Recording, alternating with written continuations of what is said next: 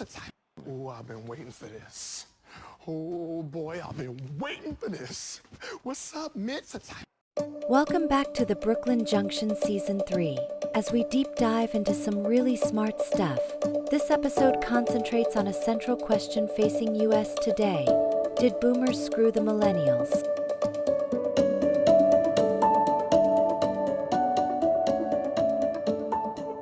Welcome back to the Brooklyn Junction. This is Season 3.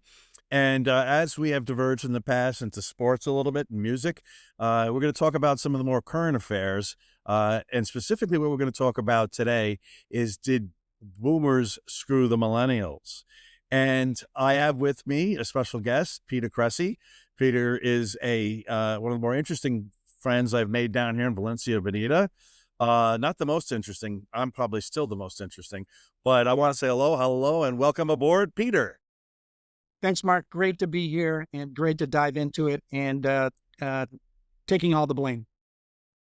So before you do that, Peter, just give a quick intro. As currently about your company of the last 5 years. Just your title, and we'll get dig in. Kind of as classic boomer, 3 phases. I was a captain in the Air Force. Then I was a technology executive around the world. And now I'm running a technology practice, mainly focusing in AI and the issues of the day. So keeps me busy down here in Florida. Really enjoy it. Okay. So without further ado, let's dig right into the subject matter. And the subject matter is, I see a lot of hate on TikTok. I've written a book, All the Sinners Are Saints, on KDP Amazon, and using TikTok and other social media platforms, and having been in technology and always been a little familiar with them, I've discovered this incredible trend, this viral trend, Reasons to Hate the Boomers, Volume 1 through 8. And I want to ask you directly, from your perspective, did the boomers screw the millennials? Absolutely, yes. It is yes. And so then I want to just kind of lay it out on a framework of how and when, and then that leads to kind of our dialogue to dive in. But the bottom line is that growing up post-World War II, we came into 2 major things: great prosperity, and then we're built a nation's animus based upon character and ask not what your country can do for you, what you can do for your country, things like that. But that transition came when we became adults, people of means, around 30 years old, and somehow there was great prosperity and money. And what we did was we optimized for money. We didn't optimize for building the type of nation. And what we ended up leaving is not only debt, but a lot of debt from the affordability basis. So as the keeper of the flame, can't really say I'm sorry. I don't feel that way. But attribution responsibility, sure, we did not create an environment for the future. Yeah, and some argue we didn't create an opportunity environment.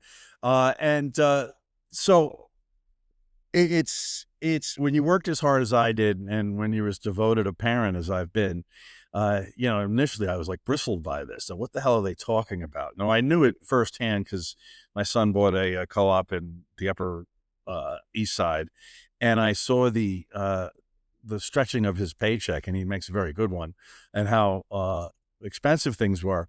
And I said, look, I got to see how real this is. Now, I knew it right up in my face over housing, right? I understand. My daughter is looking to buy a home, and she's looking to spend like $900,000, which just like I start getting like choking when I hear like she's going to take a $700,000, maybe $600,000 mortgage, right? And so housing has gone beyond reach. Then I realized that when I went to college, it was relatively affordable. Instead, now it's become extremely unaffordable, and we've latched on so much debt to these kids.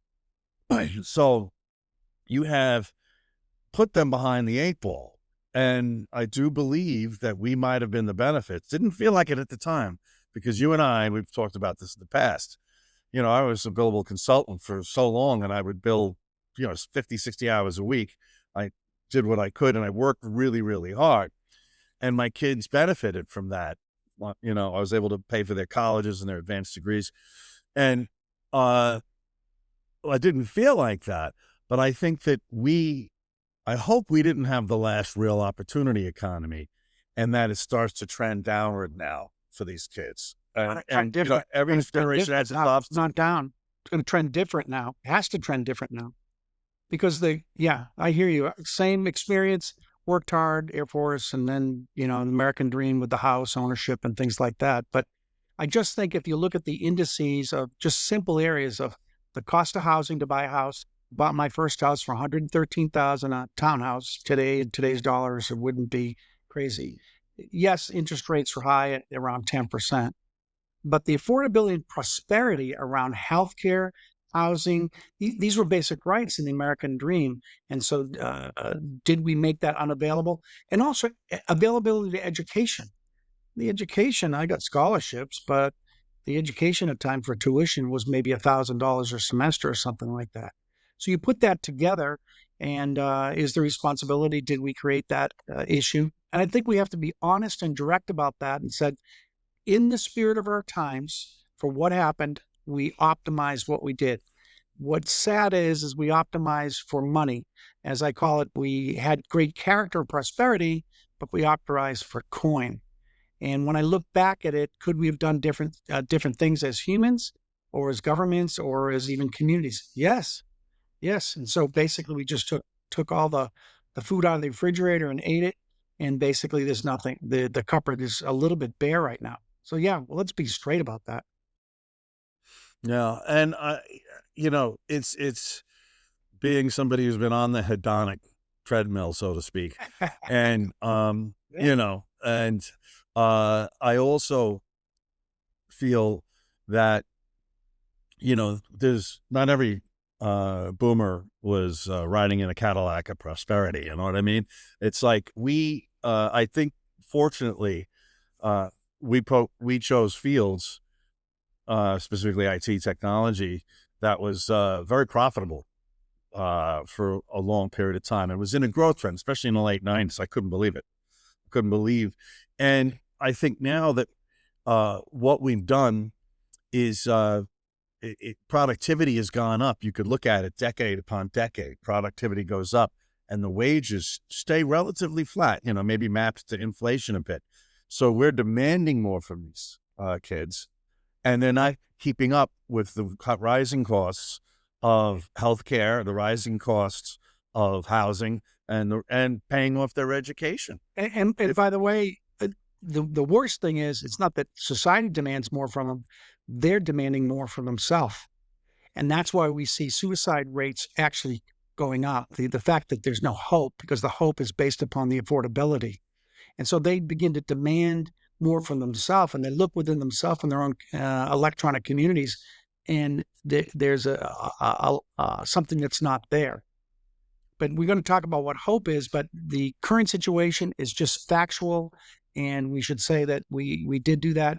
Just look at our own debt as a country, what that's going to be. Just half of our budget goes to paying off the debt, and I don't know what percentage goes to paying Social Security, which should make them angry. Not only do we take the money, we're also being paid our Social Security. Well, not you're a young man, you're not there yet, but you're getting there.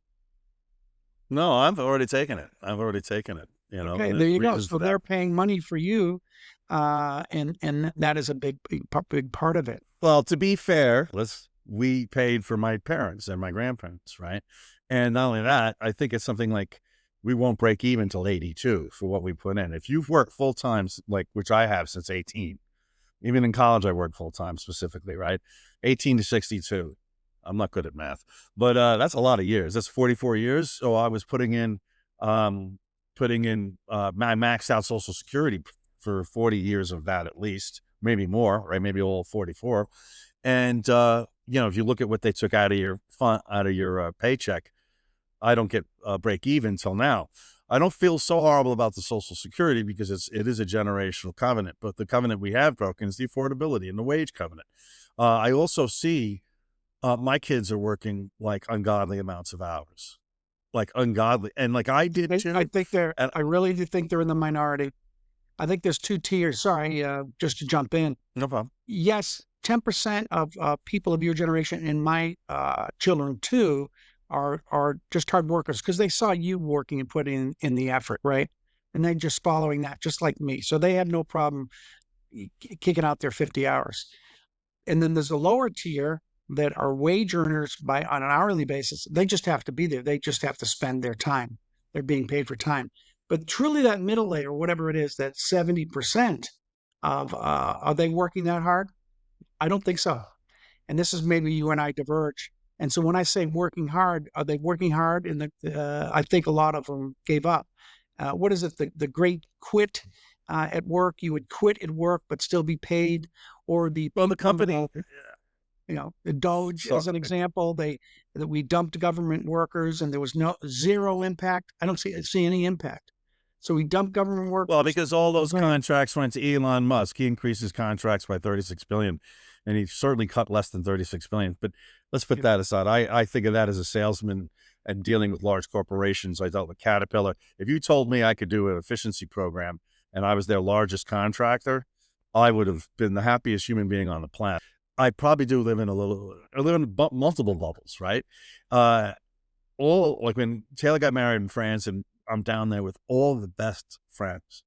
Every one of them were a AAA overachiever, right? And all the ones my sons have friends, are unbelievable hard workers. And I remember I was sitting in a car coming back, and I said, you kids pretty amazing.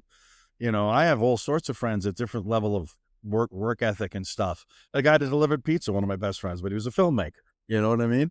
And didn't have the same level of, I'm going to go out there and he lived to work, I guess, work to live. But my point is, and they were struck by the very concept that they weren't going to work hard. What do you mean? People don't work hard? What are you talking about? Oh, they're idiots and low lives if they don't. I thought in this very small microcosm, the perspective I got was we're all seriously committed to hard work. So I get a little uptight when I say, oh, they're off in Starbucks and they don't want to work. That's the dispute, the argument. If I reframed it without tearing it, I would say, what's the degree of hope? And that whole, Obama moniker back in the day, which was keep hope alive. When hope dies, the human begins to die. And the hope is based upon this gap, wage gap, health gap, all the areas that they can't ever get there. But here's the paradox that I think is really exciting for this generation is, in a way, we've punished them with lack of material and access to resource and money. They're like angry about that, pissed about that. But on the other hand, they're going to have to, in this time, focus on other things that are not material. And you'd say, well, you mean you're going to take away the home and tell them to be happy, sort of let them eat cake? No. We're living in a transformative time, not just with AI, but as digital humans. And I think there's hope there if the mix or the balance is going to change between material money that we optimize for. The real question is their hope has to be materialized and optimized based upon something else. And certainly it's not going to be based upon money and affordability, but what will they gain in that they're not getting? And this is very much in the food opportunity and the ability to recreate themselves to be anything that they really want to be with the digital tools like none other. And so if the metric is taken away from money and we can say, okay, what are the basic metrics that we could agree on of how our generation has taken that away from them and needs to pay back, which is not to get too deep, but policy on housing, access to healthcare, access to education. And we've discussed this, and we'll get to. I want to interrupt you for a second. We'll get to at the end of this what we think are two potential solutions: one that you came up with and one I came up with. But I don't think there was any sort of twirling mustache villainry in boomers or even Gen Xers, because many of these kids have Gen X parents, right? I think the system drove asset ownership as a priority, and it's consistently and constantly drives EBITDA, right, and profit margin, which is a neutral, it's not morally bad, not morally good. It's just something we're constant having efficiencies, and so the millennials that think I'm crazy when I agree with you and say I think we've really put a big obstacle in front of this generation, and it's the first one. It had been an ascension. Like if you go to my father-in-law, growing up in the Depression, then you go to my dad, who's younger, in the 50s affluence and 60s affluence, and then you get all the way through our generation, which I guess would be Gen X or Boomer. You see the quality of life has incredibly improved over a period of time. People have houses, two cars, the whole American dream is attained by more people. Quality of life in the United States in general has greatly improved over those 60 years. And now we see the first decline. And it's not that they're still not getting the houses and the cars, but it's costing so much more, and it's saddling them with enormous amounts of debt. And then, Then you people get we're not continuing to live longer. Not that that's going to grow forever, but our not only quality of life, length of life is slowly decreasing a little bit, believe it or not. Or whatever that number is, 73 average year and stuff like that. So it's really what people want, and it relates to this hope, this loss of hope, and so affordability. And so we're pegging happiness to affordability. And so happiness relates to, every study says happiness to family, friends, and some little mini purpose in life. There's no happiness curve related to housing, working, and all the other stuff. It prevents it maybe, but I think that's the spirit of our time. And in our time, every time has their own issues. The biggest issue that people feel that gets political, but it's not, is there's sort of too many people who need to get to participate, and the government is trying, and the politics try to placate them and give them money or take away money. That's a complex thing. So that's in there too. So it's not totally to blame. It's just the structure that we put in place, as opposed to us taking personally the money. We just optimize what was before us. So of course I bought a home. Of course I bought a car. Of course I put money in the stock market. Simple things. Yeah. And I think when you get the millennials, not the millennials, the boomers that are all cranky, who will work their asses off, some of them in hard labor jobs, physically screw themselves up. And, I think about how, I had wingtips and an uncomfortable, Sears suit, and I get on the goddamn Long Island Railroad at 6:09 a.m., go to Wall Street, which was 2 hours of commuting, and by Jamaica, which is about 40 minutes into it, I had read the Wall Street Journal, the New York Times, the Daily News, and Newsday. Nothing to keep me, interested or entertained. And you'd sit there with your tea and your bagel. I'm an old Irish guy, tea with milk and sugar in my bagel, and I'd be bored the last 15 minutes. On the way home, I would be miserable. And my days were 10 hours in an office, in a desk. My first, when I started out. Why are you telling me this? What does it mean? I'll tell you what it means. No, that's what I'm saying. I'm like, these kids don't have to do that. So at the end of my career, I commute to the city 2 days a week at News Corp. I hadn't commuted I was a road warrior, like you. We go out and see clients all over the world and all that, right? So the last job, which was the last 2 of the 3 years, they wanted you in the office. And I said, wow, I could watch the entire Sopranos on my phone. I'm wearing a collared shirt, but I've got, khakis and sometimes jeans. Yeah. I'm in like comfortable shoes, and my life is better, and I'm working from home 3 days at least, and working from home. So I'm saying, what are these kids complaining about it? It's so much better. It's so much better. But I think those are little obvious things that should have been resolved decades before. It was an evolution created by COVID. I worked from home in the 90s, for Christ's sakes. Right. Well, your story is really heart-wrenching to me, that having to take the train and eat a bagel and tea. So it's just killing me. Mine. I would climb out of the coal mine, covered with soot. What a hardship. All the people there with WPA back in the generation and killing and dying. Sorry, I got to top it. Try dragging yourself from London in the middle of the winter, flying to Moscow, and then, in sub-zero Coach. degrees, or flying back from Rome in the middle of the night on Air Ethiopia in a crowded crouch problem. I did international travel on a worldwide basis. And so what does it really mean? The experience is okay. It's just the time that we spent on non-work activity. And that's what I think the precious thing that is today for younger people is they have their time.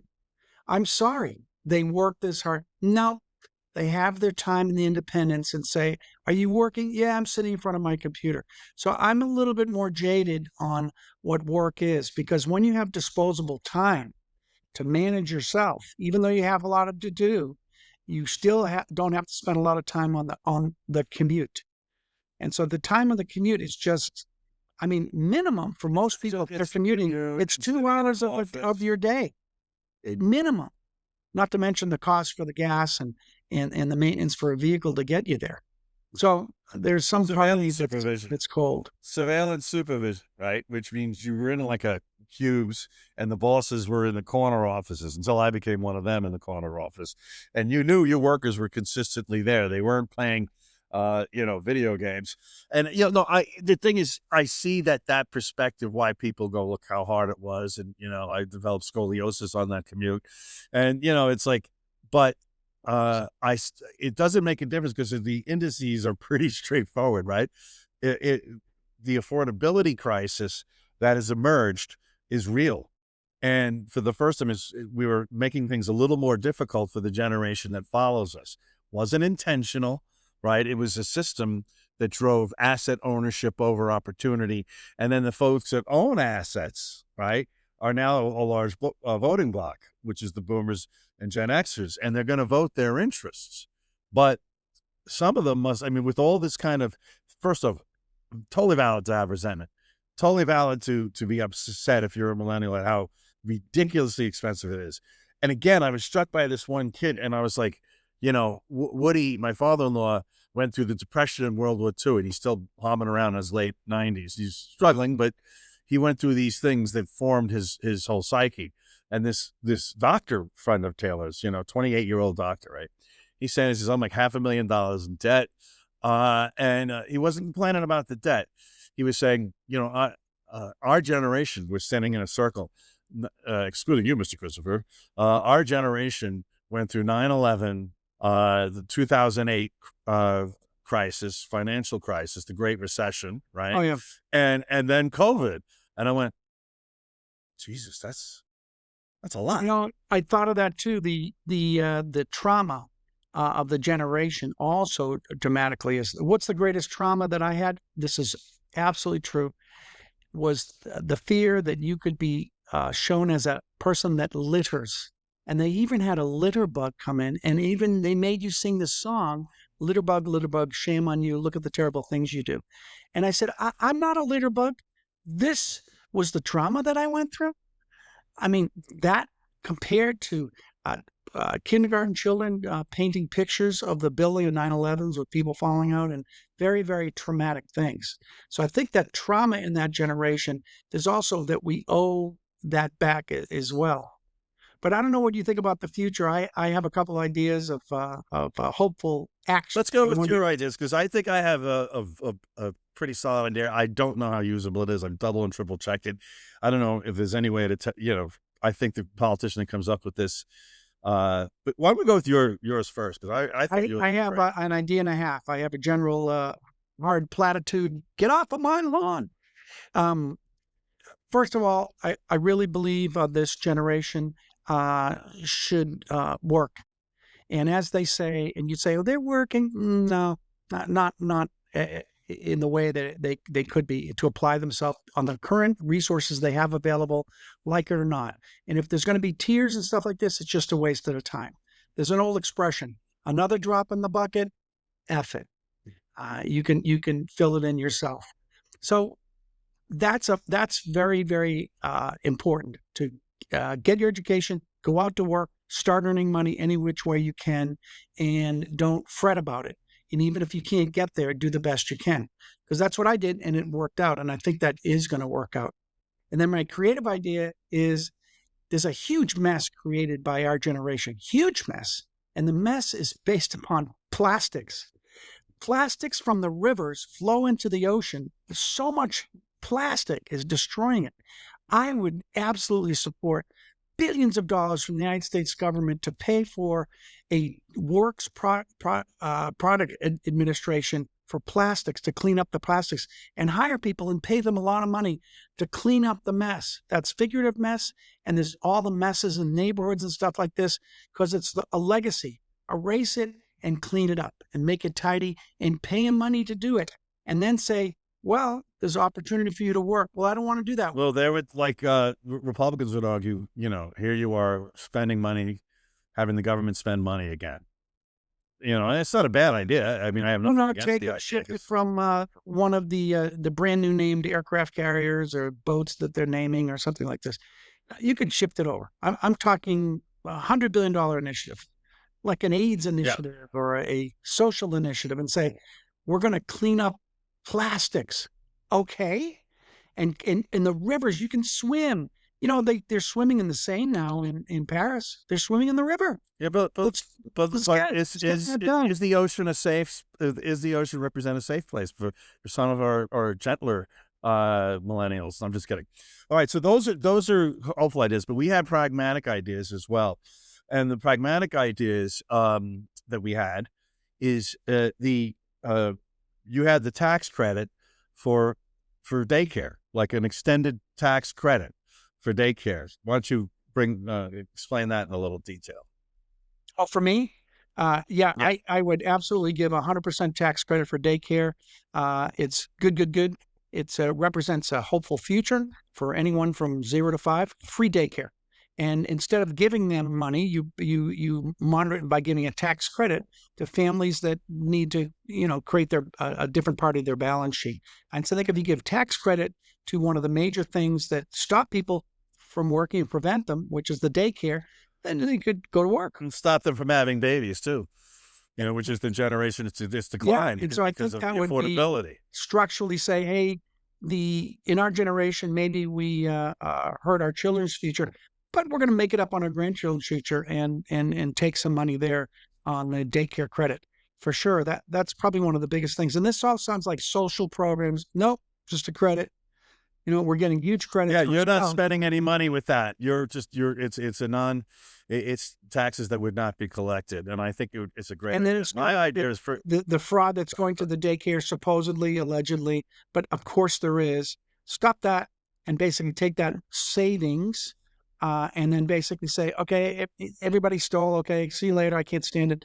Let's basically now shift that energy over to 99% of the daycare that are so well-meaning people taking care of our kids. My goodness, our people. So my idea was for qualified first-time home buyers with the ability to put 20% down. That might be pretty steep because there's a ton of programs for the poor, and we know that the rich know how to avoid paying taxes, like the very rich, right? So here's a program right at the first-time home buyers. What I would suggest we do is that we force the banks to provide low interest on their mortgages. For instance, 2.4%, which from my research, they still make a point. The banks still make a point. And administering is cost money, of course, and it does impact. But you have to have the 20% down, because what happened when they were giving mortgages away for free in the 80s, 90s, and into the 2000s with the default crisis was they were giving mortgages to anybody.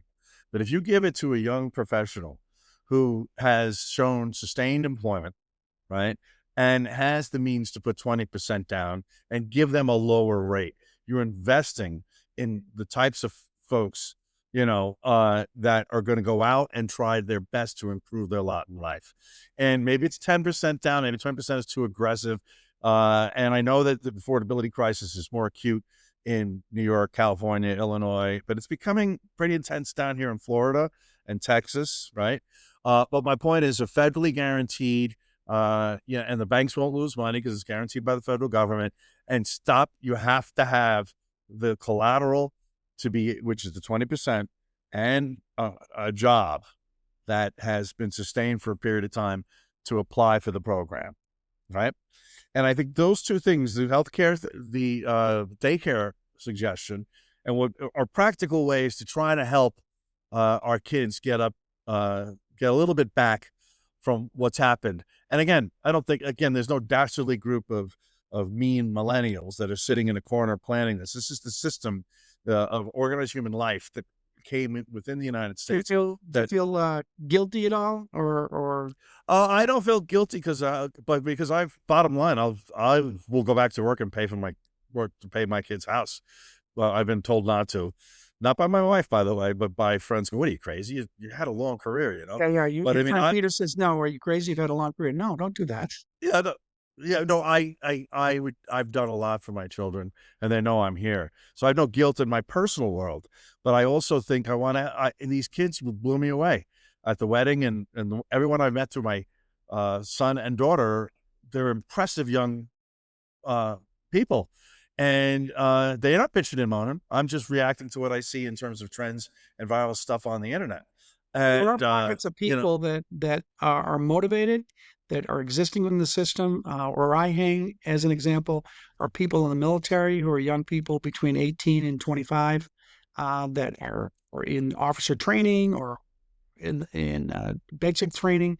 They're just working, and they're being paid a paycheck, and they are absolutely getting all the benefits. Remember, the VA is no money down.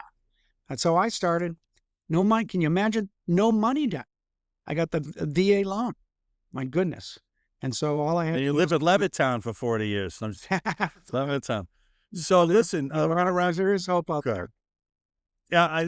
I wanted to end on practical solutions that could perhaps help our young people not have the doom and gloom, because we're living in the most comfortable time in existence. That's time. You know, and it's beyond being so comfortable. There are people that are, there are people who are absolutely miserable, and I'm trying to figure that out, because I've been relatively happy most of my life, and it's been a pursuit. The guy in my band says, my very good friend Vince says, you never do anything unless it is filled with those three letters, fun, F-U-N. And this has been a lot of fun.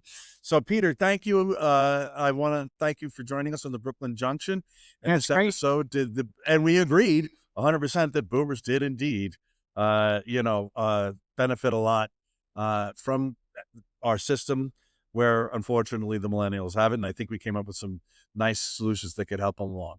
So again, take a view of this, comment, like, and subscribe. And what should they do? They should like and subscribe, right, Peter? Like and subscribe and buy the book. Yes, and the book is called All the Sinners and Saints on KDP Amazon. Take care, everybody. Thanks for joining. Guys had it really easy. Now we have to have degrees, experience, X, Y, Z, just to get into an entry-level job. I've got a daughter that's in this age group, and I have seen firsthand the difference in how times are between when it was our time and how hard it is. She's still living at home. She's 27 because of the way life is for them. It's much more competitive. There are options for them. But as to whether they're lazier, can we really say when we were their age, we did not complain about the same things? See you on the next episode of the Brooklyn Junction.